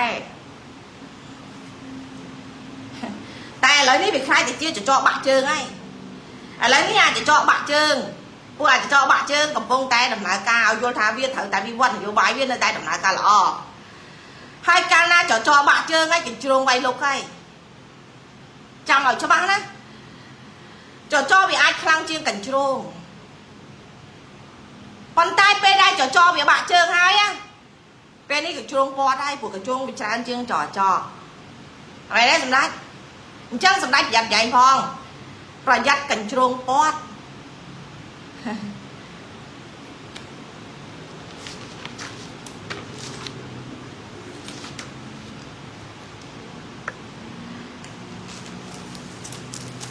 អាហ្នឹងវាមានអីពិបាកនៅក្នុងការស្វែងយល់ទេហើយខ្ញុំនិយាយហ្នឹងមិនមែនបានន័យថាអូខ្ញុំនឹងប៉ុនប៉ងសម្រាប់សម្ដេចអូយលោកឲ្យតែសមោចខ្ញុំសម្រាប់មិនបានផងកុំថាឡើយដល់ទៅមានគំនិតសម្រាប់សម្ដេចនោះទៅមិនរួចទេមិនបាច់ប្រៃទេហើយសម្ដេចក៏ដឹងដែរណាខ្លាចតែខ្ញុំអត់បាយងាប់ផងទេឲ្យរឿងមានកម្លាំងទៅសម្រាប់សម្ដេចវាអត់ទេសម្ដេចក៏ដឹងច្បាស់ដែរអ្នកដែលគ្រោះថ្នាក់មិនមែនខ្ញុំទេអ្នកនៅក្បែរខ្លួនសម្ដេចទេដែលអ្នកគ្រោះថ្នាក់នោះអីហើយអ្វីដែរហ្ស៊ីកំពុងតែធ្វើនៅបច្ចុប្បន្ននេះនិយាយដែរប៉ុន្តែដែរនេះវាធ្វើឲ្យអ្នកដែលដើរបន្ទាត់របស់កុម្មុយនីនេះណាវាដេកលក់យល់ទេហើយខ្ញុំវាសប្បាយចិត្តដែរពេលដែលចៅឬក៏ឃាតករឬក៏ជនក្បត់ជាតិវាដេកអត់លក់អញ្ចឹងខ្ញុំមានអារម្មណ៍ល្អដែរណាព្រោះងាយណាធ្វើឲ្យគាត់ដេកអត់លក់បានទេណាអ្វីដែលស៊ីកំពុងធ្វើស៊ីបានធ្វើនៅថ្ងៃនេះគឺដូចជានឹង Stalin មុនពេលគាត់ស្លាប់ទៀតណា Stalin ទៀតណាយេស៊ីបានស៊ើបអង្កេតយ៉ាងតឹងរឹងនិងសម្អាតគណៈកម្មាធិការនយោបាយនិងច្បាប់ចំណែកសែនក៏ដូចគ្នាសែនកំពុងតែធ្វើការស៊ើបអង្កេតយ៉ាងតឹងរឹងនិងប្រុងប្រយ័ត្នដើម្បីកុំឲ្យក្រុមកញ្ជ្រោងផ្ទុះកាលណាក្រុមកញ្ជ្រោងផ្ទុះគឺពិបាកដូច្នេះត្រូវធ្វើដោយប្រុងប្រយ័ត្នបំផុតលបឆ្មក់ចាប់ឲ្យមួយលបច្បិចឲ្យមួយប៉ុន្តែក្រុមកញ្ជ្រោងមួយចំនួនដែលមិនមែនត្រឹមតែជាកញ្ជ្រោងធម្មតានោះណាឬក៏គេហៅថាកញ្ជ្រោងហៃសូគាត់ដឹងច្បាស់រួចទៅហើយនាយកដ្ឋានហេរ៉ាញ់វត្ថុនិងកងទ័ពដែលត្រូវធ្វើការជាមួយនឹងគ្រួសាររបស់ជាងសឺមីងគ្រួសាររបស់ហ្សេងគ្រួសាររបស់វ៉ាងជីសានគ្រួសាររបស់មេងជឿនជូណានៅក្នុងប្រវត្តិសាស្ត្ររបស់កុម្មុយនីដរាបណាការស៊ើបអង្កេតរបស់គណៈកម្មាធិការនយោបាយនិងច្បាប់ចាប់ផ្ដើមវាគឺជាពេលវេលាសម្រាប់ការផ្លាស់ប្ដូរឈាមនៅក្នុងគណៈបកកុម្មុយនេះបានន័យថាវានឹងត្រូវបានផ្លាស់ប្ដូរនៃការកម្ចាត់កុម្មុយនេះ anh nắngនៅកម្ពុជាអត់មានណាឯងអត់ទេគេសុកសានទាំងអីអូយនៅកម្ពុជារបបរដ្ឋាភិបាលរបស់សម្ដេចគេសាមគ្គីគ្នាទាំងអីណាមានណាអត់មានទេមានតែលេងគេមិនទាំងអីផងឯងក៏មកចង់ញុះញង់បំបែកបំបាក់គេណូមែនទេអញ្ចឹងបើខ្ញុំគេអត់អីទេអស់លោកឯងឲ្យព័ត៌មានមកអញ្ចឹងគេថាខ្ញុំញុះញង់ព័ត៌មានអត់ពិតអស់លោកទាំងអស់គ្នាឲ្យព័ត៌មានមកអញ្ចឹងគេថាខ្ញុំនឹងធ្វើព័ត៌មានខ្លាំងខ្លាយទៀតហើយមែនទេបងប្អូនមកគេទាំងអីផងរបបគេដឹកនាំគេឆ្លាញ់សន្តិភាពគេការពារសន្តិភាពគេបង្កើតឲ្យខ្ញុំបដិញ្ញាការពាររដ្ឋាភិបាលស្របច្បាប់របស់គ្រួសារហ៊ុនសែនហ៊ុនម៉ាណែតណាអានោះមិនន័យថាគេកំពុងតែមានសុវត្ថិភាពគេអត់អីទេពេលដែលគេឲ្យមើលឃើញថាមានមេតបណាមេទាឧត្តមសេនីយ៍លោកកាយផ្កាយចេញមកប្រកាសចំហថាខ្ញុំជានាយឧត្តមសេនីយ៍សូមប្រកាសគោលចំហនឹងការពាររដ្ឋាភិបាលស្របច្បាប់ដែលមានគ្រួសាររបស់លោកនាយករដ្ឋមន្ត្រីនិងឪនាយករដ្ឋមន្ត្រីឆ្កែមានមន់មានត្រីមានឆ្កែមានឆ្មានាយកមន់នាយកត្រីនាយកឆ្កែនាយកគីងគក់នាយកកំកែបនាយកក្តាមនាយកខ្យងអីចឹងណាមែនទេ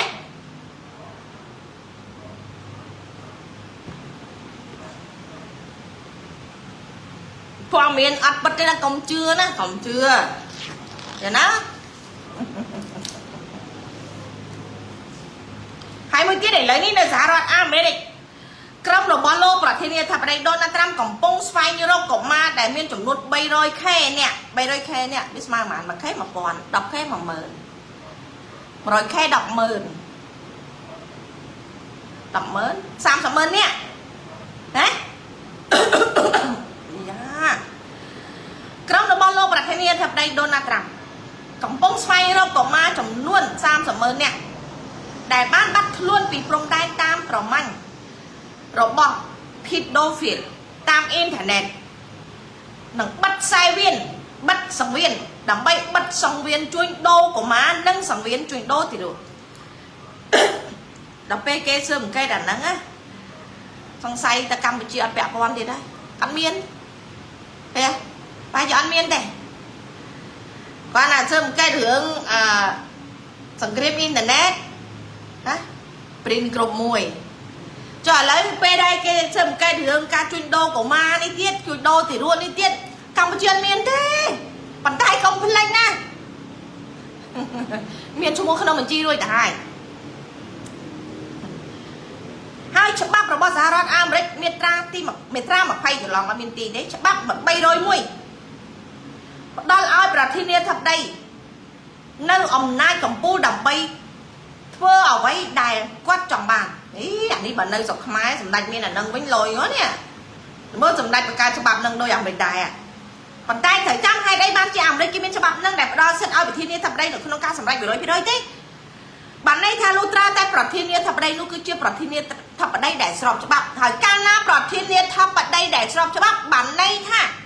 ប្រធានាធិបតីគឺជាមនុស្សដែលល្អដែលអាចយកបេះដូង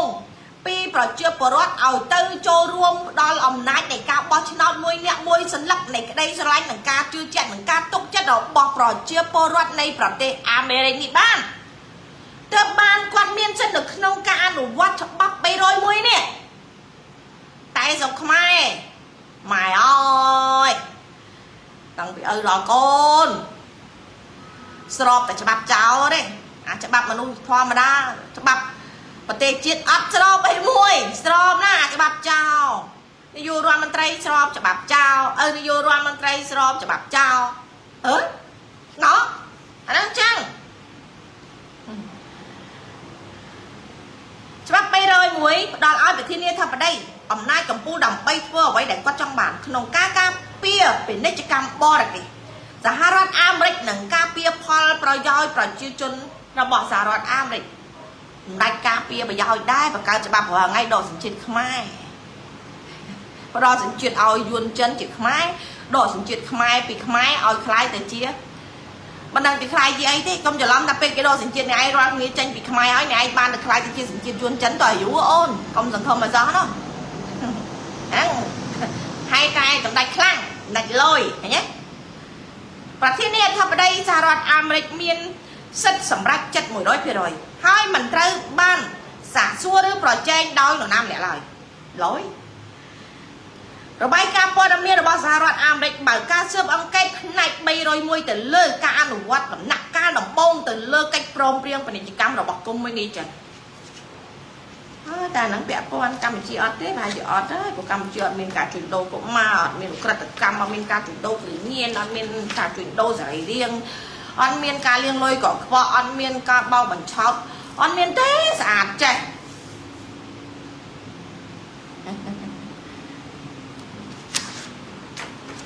ពាក់ព័ន្ធជាមួយនឹង Print Group ស្គាល់ Print Group ហ៎ចិនជី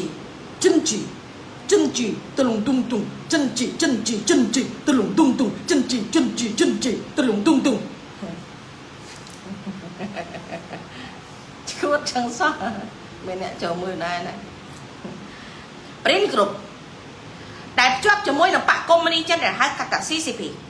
គឺជាអង្គការឧក្រិដ្ឋកម្មគ្មានដែលជាអង្គការឧក្រិដ្ឋកម្មឆ្លងដែនដែលសរសេរអក្សរកាត់ថា TCO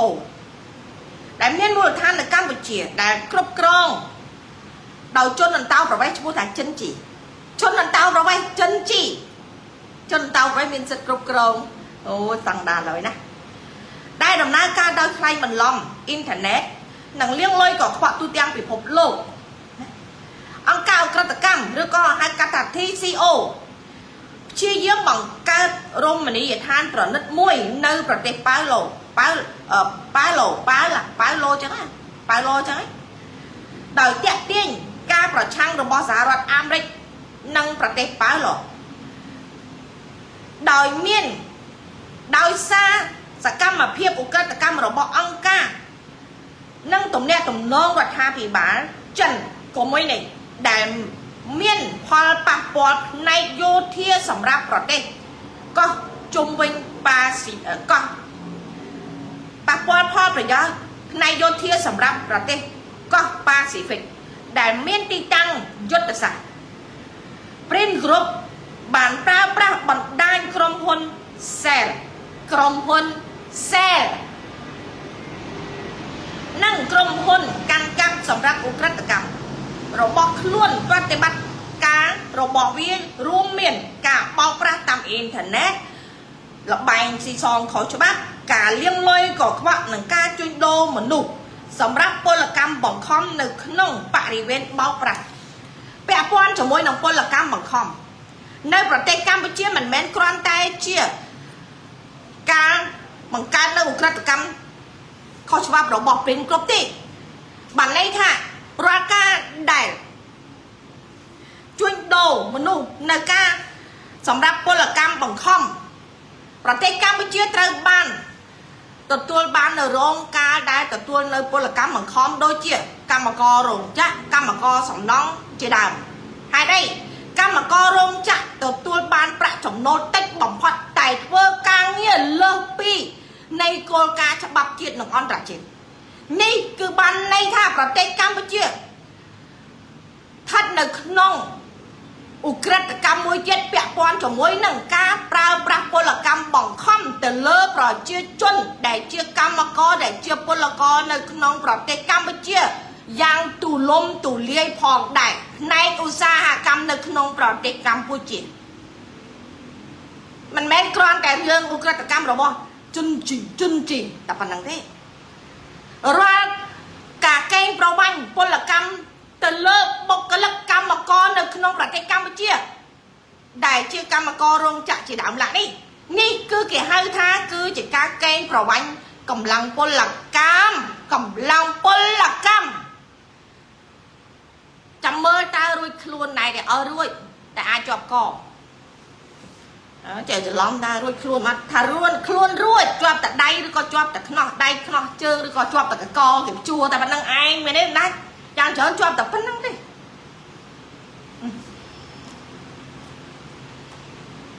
អានេះ គ្រាន់តែនិយាយរឿងក្រិតកម្មនោះផងប៉ុន្តែវាពាក់ព័ន្ធជាមួយនឹងតម្លៃនៃកម្លាំងពលកម្មដែលជាពាណិជ្ជកម្មជាមួយនឹងសហរដ្ឋអាមេរិកនិងអឺរ៉ុប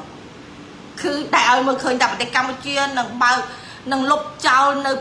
ប៉ុន 100% ការនាំចូលពាណិជ្ជកម្មរបស់សហរដ្ឋអាមេរិកចូលកម្ពុជាហើយកម្ពុជានឹងនាំពាណិជ្ជកម្មទៅសហរដ្ឋអាមេរិក 19% ហ៎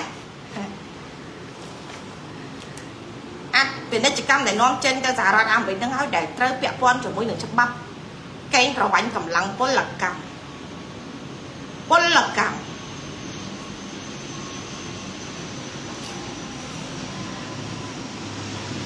កំណត់គោលដៅលើប្រទេសប៉ៅឡូក្រសួងរដ្ឋាភិបាលសហរដ្ឋក្រសួងរដ្ឋាភិបាលរបស់សហរដ្ឋអាមេរិកបានដាក់ទណ្ឌកម្មលើបុគ្គលដែលតាក់ទងនឹង Print Group ក្នុងការបង្កើតរមណីយដ្ឋាននៅប៉ៅឡូជាកន្លែងដែលវាសហការជាមួយនឹងអ្នកសម្របសម្រួលឧក្រិដ្ឋកម្មដែលបានរៀបចំប៉ុន្តែខុសគ្នាត្រង់ម៉េចប្រទេសប៉ៅឡូនេះណាខុសគ្នាត្រង់នៅប្រធានាធិបតីរបស់គេអត់គ្រប់គ្រងកុម្មុយនីសចិនទេគេមានការព្រួយបារម្ភអំពីឥទ្ធិពលរបស់កុម្មុយនីសចិននៅលើប្រទេសគេទៀតផង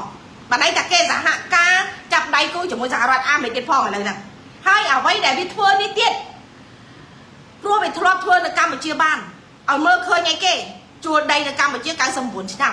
គេវាទៅធ្វើបែបនេះទៅដាក់នៅប្រទេសប៉ៅឡូនេះដូចគ្នា99ឆ្នាំទិញជួលដីនៅប្រទេសប៉ៅឡូនេះដើម្បីបង្កើតឆ្នេរប្រណិតមួយនេះដែលមានកិច្ចព្រមព្រៀងរហូតទៅដល់99ឆ្នាំដូចដែលវាធ្លាប់ធ្វើនៅកម្ពុជាអីនេះ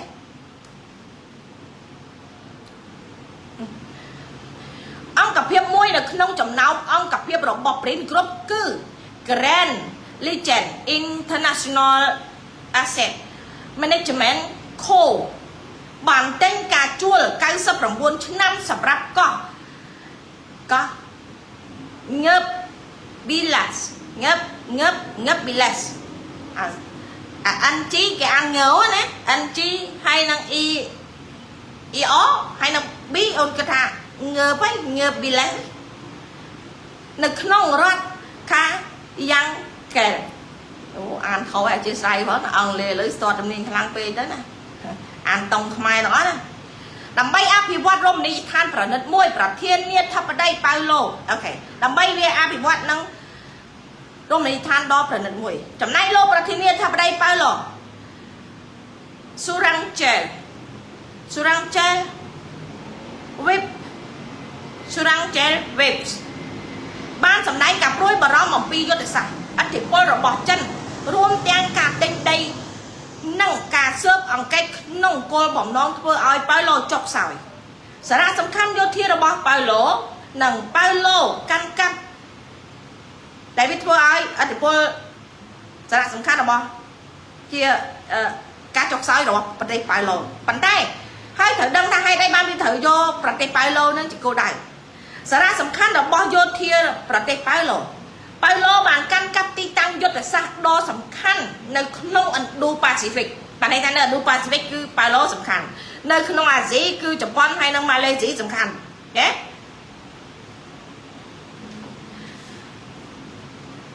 ប៉ៅឡូកាន់កាប់ទីតាំងយុទ្ធសាស្ត្រដ៏សំខាន់នៅក្នុង Indo-Pacific ដែលធ្វើឲ្យឥទ្ធិពលរបស់ចិននៅទីនោះមានការព្រួយបារម្ភដល់សហរដ្ឋអាមេរិកនិងប៉ៅឡូត្រូវគេហៅថាយុទ្ធការនៃខ្សែសង្វាក់កោះទី2ដែលជាខ្សែការពារយុទ្ធសាស្ត្រសម្រាប់សហរដ្ឋអាមេរិកនិងប៉ាស៊ីហ្វិកអានេះគ្រាន់តែមួយកណាត់ទេណាខ្ញុំយកមកលើកនេះត្រឹមតែពាក់កណ្ដាលទេនៅពាក់កណ្ដាលវាពាក់ព័ន្ធច្រើនទៀតយល់ទេអញ្ចឹងសរុបមកវិញវាមិនត្រឹមតែបង្កគ្រោះថ្នាក់ចេញពីកម្ពុជាត្រឹមតែនៅកម្ពុជាទេវាទៅពាក់ព័ន្ធជាមួយប្រទេសប៉ៅឡូនោះដើម្បីណែជាកន្លែងបណ្ឌិតប៉ុន្តែយកលុយពីកម្ពុជាដើម្បីទៅធ្វើកន្លែងបណ្ឌិតនៅប្រទេសប៉ៅឡូដែលជាកន្លែងតំបន់បង្កគ្រោះថ្នាក់ដល់សហរដ្ឋអាមេរិកបងប្អូនគិតថារឿងវាត្រូវតែចប់ប៉ុណ្្នឹងទេគេឲ្យមើលឃើញថាអាហ្នឹងតែតិចវិសាហើយណារឿងអាព្រីនគោរពថបបោកដែលអាមេរិកបង្កទ្រព្យសម្បត្តិ15,000 លានដុល្លារហ្នឹងតែមើលតែតិចវិសាហើយផុសអីផ្សេងទៀតវាហើយចិត្តសាហើយតែពេលវិសាហើយវាទៅជាអីហ៎ ta xa phải bị ọt này hả ta nô vì sao tại ca đẻ này anh cực tay phải nó phản tay ca ăn đồ quá rồi bỏ cái cứ mình bán xa tệ trong bông tại thêm tật trầy ở thêm bởi lấy thêm tật trầy món đâu có mọi việc bạn được chứ này sống nuôi số thả ta than là phiếp ẩm nay đó bó cái chân yuan này không thấy cam chưa cầm bông tại sọt xa thế sọt na sọt na lọ na yeah ok ประเทศปาโลนี่ทันได้ไงน่ะประเทศนี่คือเชื่อประเทศปาโลคือเชื่อประเทศประชุมเกาะแต่เมียนเกาะโตทมประหารใบโรยทรายสำเกาะทัดในเพียงทางการในประเทศมาในประเทศฟิลิปปินส์หนูทางการนอนชมในทางการติดอะมาในค่ะนึกชมในฟิลิปปินส์นี่เมาดาวมุนบองปอนดาวมุนสกแม่มาเมามาในอยากชมเมาเป้เนี่ยตัวนี้ตัวเมาผมมวยจังประเทศปาโลนู้นไปให้ที่เมาใบอ่ะเมาใบชมในเมาเป้บองปอนเมาผมมวยมาในแต่ทุกเป็นในทางการได้เบี้ยในก็ไหลมุนเยิงnó bị caoมุนเยิงáนะ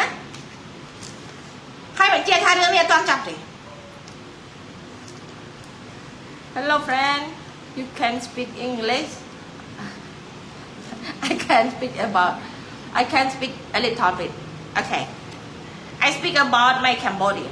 Cambodia dictatorial leader is a puppet of the Communist Party of Vietnam and China mẹ đang nói Campuchia cứ chia ai gió rồi bỏ công mới đi yuan trần Cambodian dictator are increasing the killer of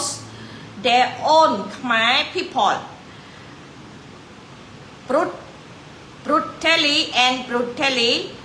all time everywhere មេដឹកនាំប្រកាសកម្ពុជាកំពុងបង្កើនការសម្លាប់ប្រជាជនខ្មែររបស់ខ្លួនយ៉ាងខុសខើនឹងប្រៃផ្សៃគ្រប់ពេលវេលាគ្រប់ទីកន្លែងយ៉ាបានដែរពួកកុំឲ្យពួកគាត់ឆ្ងល់គាត់ឃើញយើងអ្នកចូលមើលច្រើនមិនដឹងគេនិយាយពីអីខ្លះគេទេនៅប្រទេសកូរ៉េខាងត្បូងឥឡូវនេះ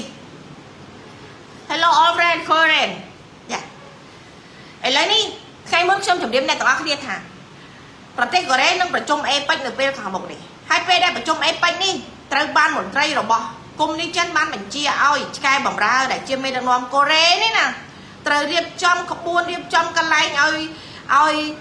ចៅវាយរបស់ខ្លួនគឺស៊ីនេះណាឲ្យយល់ថាឲ្យคล้ายដោយប្រទេសកូរ៉េคล้ายទៅជាដូចជានៅប៉េកាំងអញ្ចឹងណាឥឡូវនេះប្រទេសកូរ៉េប្រជាជនយុវជនកូរ៉េកំពុងតែធ្វើបាតកម្មហើយទងជារបស់កុម្មុយនីចិនខ្វោខ្វាក់អេនៅកូរ៉េឥឡូវនេះណាយុវជនកូរ៉េ take down CCP take down CCP take down CCP take down CCP ឥឡូវនេះណា I love you Korea okay បាតកោកូរ៉េខាងត្បូងបានបាតកម្មប្រឆាំងនឹងកុម្មុយនីចិននៅទីក្រុងសេអ៊ូលដោយបង្ខំហើយបាន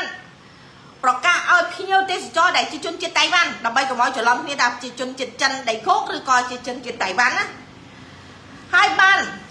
ប្រាប់ឲ្យជនជាតិដែលជាភ្ញៀវទេសចរជនជាតិតៃវ៉ាន់ពាក់ផ្លាកសញ្ញាសម្គាល់ថាអ្នកពិតជា from Taiwan no from Peking អាហ្នឹងណាវាខុសគ្នាអញ្ចឹងដើម្បីកុំឲ្យជនជាតិកូរ៉េមានការយល់ច្រឡំព្រោះឥឡូវនេះកូរ៉េឥឡូវនេះសន្ទុះខ្លាំងណាស់អូខេបាតកោកូរ៉េខាងត្បូងបានធ្វើបាតកម្មប្រឆាំងនឹងកុម្មុយនីចិនដែលហៅកាត់ថា CCP នៅទីក្រុងសេអ៊ូលដោយបង្ខំភ្ញៀវទេសចរដោយជំរាបភ្ញៀវទេសចរតៃវ៉ាន់ឲ្យពាក់ផ្លាកសញ្ញាសម្គាល់ដើម្បីជៀសវាងការរំខានខណៈភាពតានតឹងកើនឡើងមុនកិច្ចប្រជុំ APEC ដែលមានការកិច្ចប្រជុំលោកប្រធានាធិបតី Donald Trump ហើយនឹង Xi Jinping